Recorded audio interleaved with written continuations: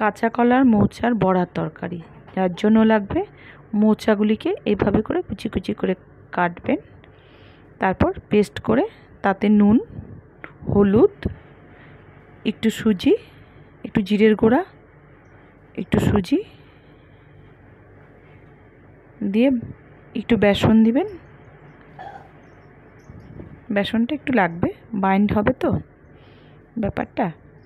ভালো করে একসাথে সব মেখে একটা কড়াইয়ে তেল গরম করে বাস বড়ার শেপ করে করে অল্প অল্প করে দিতে হবে।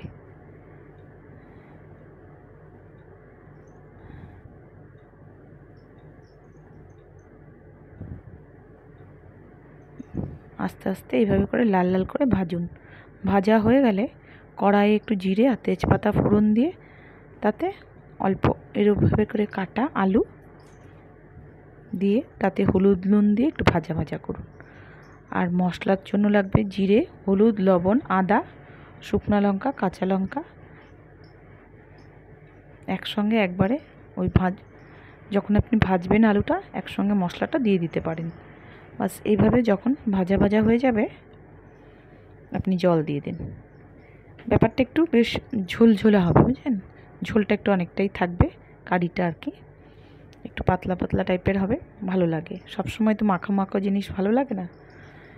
দেখুন এইভাবে যখন হয়ে আসবে তখন একটু গরম মশলা বাটা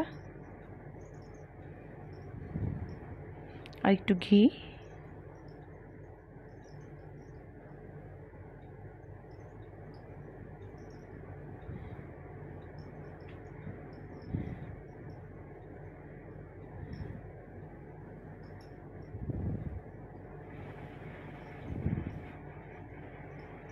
দেখলেন কি সুন্দর হয়েছে, ভালো লাগছে না মোচার বড়া?